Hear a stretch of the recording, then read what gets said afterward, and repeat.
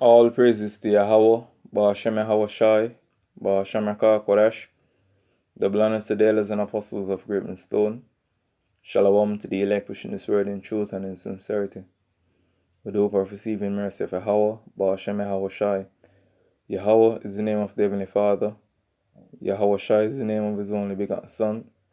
You so-called Negroes, Hispanics, and Native Americans are the Israelites according to the prophecies that are written in the Scriptures. I want to make it known that the RFID microchip is the charagma written about in Revelation 13 verse 16 on down, which is the MOTB. The miracle jug is the precursor to the MOTB. Yahushai, whom the world ignorantly called Jesus, is about to make his return upon the earth to deliver his elect and to pour out judgment as it is written. So I want to jump straight into this lesson, dealing with chaos is coming. And I did a video a couple days ago titled "This is coming to a country near you," or "This is coming to your country." And I made mention of civil unrest. And what's going to be the main catalyst of civil unrest is going to be the lack of food, the high cost of living, in which a lot of people are going to revolt against the system being implemented. But right now, a lot of people cannot see it because it now take place right now in their country. But it is coming. So I'm going to run this clip, and Lord will bring out some edifying precept, and hope that this is edifying. But before that, I want to bring forth this precept. This is 2 Ezra 15 verse 1. It says, "Behold, speak thou in the ears of my people the words of prophecy, which I will put in thy mouth, saith the Lord." So the Lord have given us various words to go forth and declare in the ears of you so-called Negroes, Hispanics, and Native Americans, which are the people of the Lord, and make these heathens know their judgment to come. So I want to run this clip.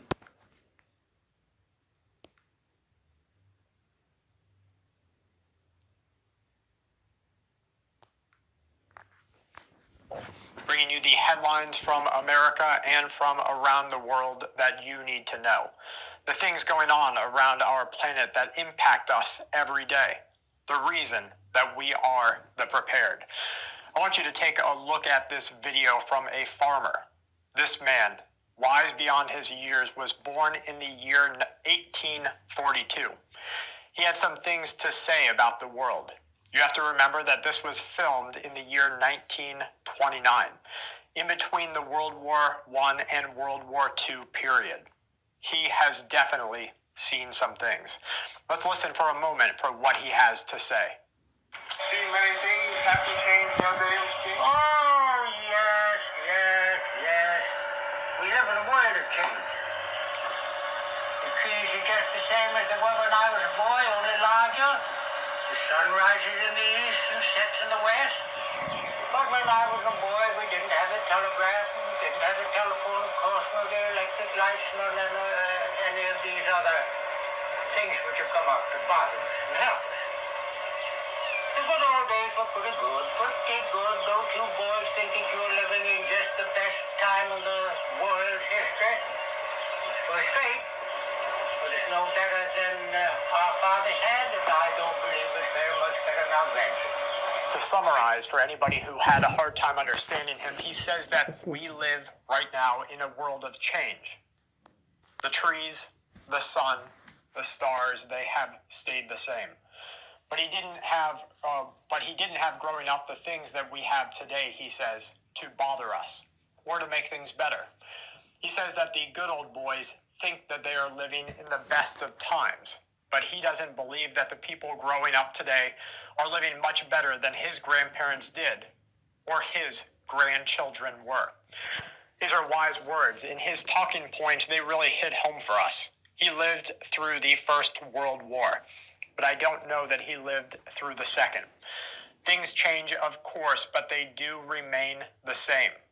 We see this happening today as much as we did in 1929. This is, of course, a time when people toiled at work, but that hasn't changed much from today. What we know is that in the year 1971, long after this was produced, the U.S. government created a crime against the future. It abandoned the gold standard backing of paper money, and it turned it wholly upon trust. When this man was young, he likely saw a lot of death from things that could be prevented using modern antibiotics. So too it happened when he was young and when he was old, that a man and a woman, knowing exactly that, were able to grow their own food, make a home for themselves on land that they could find, live, if they wish, removed from the rest of society, from the change of this world, and in doing so, buffer themselves from the hardships coming down the line in the next 20 years. That is your choice today. Although you cannot just pick up your things and go find a piece of land to make your own without utilizing the money that governments covet, you do have a choice today to act, to do something to the best of your ability to live as removed from change as possible, and in doing so, to prepare yourself and your family for the hardships that each one of us might experience over the course of the next 3 years, maybe into the next 10 or 20 years. This man is not likely to have expected World War II at the time of this video. Do you know many people that are expecting World War III today? What about tyranny or changes in economic status? Let's be a little bit more like this young gentleman, sure of our place in this world and certain of the things that we must endure for survival without seeking too much change. And change is exactly what we see happening right now. The old world order is out. A new world order brought to the forefront by China, by Russia, by India, and by some Middle Eastern countries is rising at a pace that even the governments of the Western world could not have anticipated. They are scrambling now to gain assets in these other countries that will be rising power stars in the next couple of years. We see massive change with the U.S. government taking place in Pakistan, in Ukraine, in India, in other countries where the U.S. and other Western nations are attempting to gain a foothold into the economy, because politicians know that the United States dollar, once pivoted as the herald or the harbinger of power, is now weakening. And with it, so will our quality of life here in America. Speaking on Russia, the deputy chairman of the Russian Security Council, Dmitry Medvedev, has said that Russia will continue to speak with each one of its enemies in the language of force. Medvedev says that sending the frigate near NATO shores is the main New Year's gift to the Western world. They're preparing right now for a massive conflict, one that pits Russia directly against NATO. They're already getting their people inside the country ready for this to happen, ready for the first shots to be fired. Will it be surrounding a false flag event, either in Russia or beyond those borders? But the thing is, Russia don't understand that this is the working of Yahweh Hashem Yahushai, as is written in Ezekiel 38. So I'm going to put back hooks. I'm going to put hooks in Gog and Magog Joyal. I'm going to turn back Russia to that old Soviet spirit, that USSR spirit. Because this is the whole determination of the Lord right now upon the earth. It's written in Joel 3 verse 9. He said, proclaim ye this amongst the Gentiles. Prepare war. Wake up the mighty men.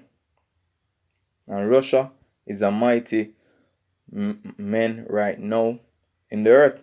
And China. Let all the men of war draw near. Let them come up.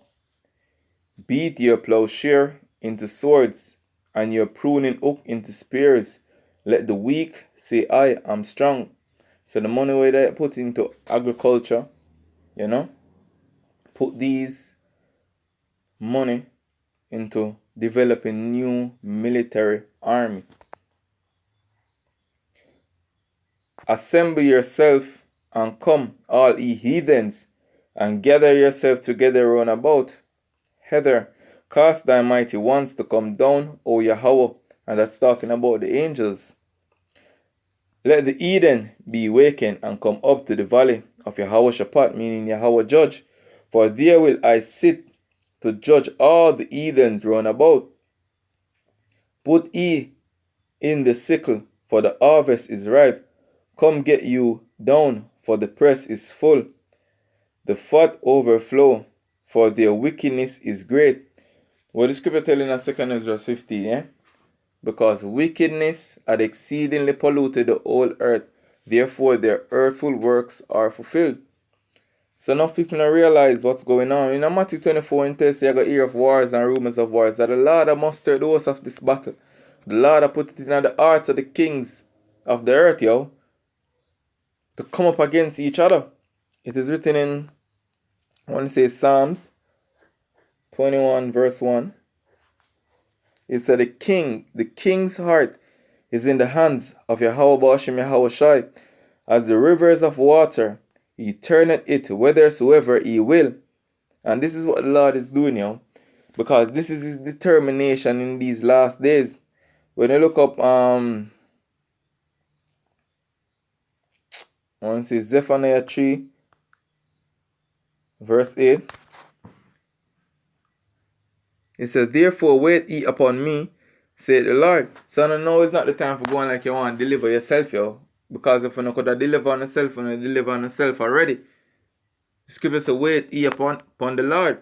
Now is the time to draw nigh unto Yahweh Ba'ashem Yahweh Shai, repenting consistently, yo. Praying always. Put on the whole armor of God.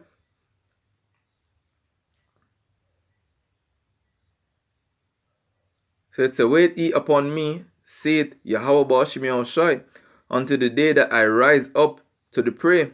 For my determination is to gather the nations. So we can find out why the Lord has gathered all these nations.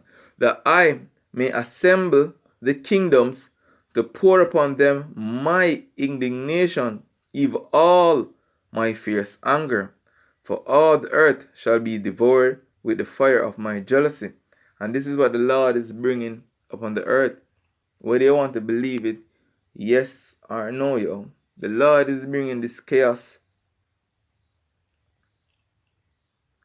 So right now, the Lord has prepared the hearts of the kings of the earth, yo, to go to war.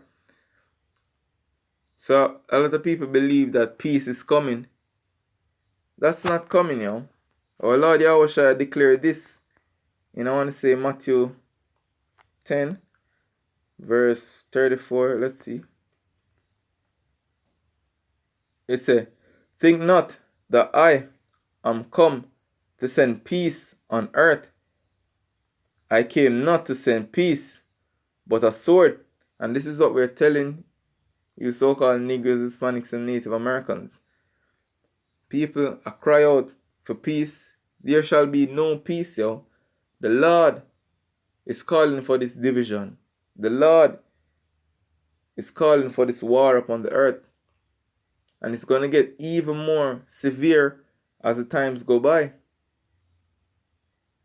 So this was just a small little clip. And every day, it's the same rhetoric going out, yo. And things just get worse and worse. So I just hope this was edifying. With that, I want to say Kalalal, Yahweh, Ba'ashem Yahweh Shai, Ba'asham Rakah Kwadash. Shalom.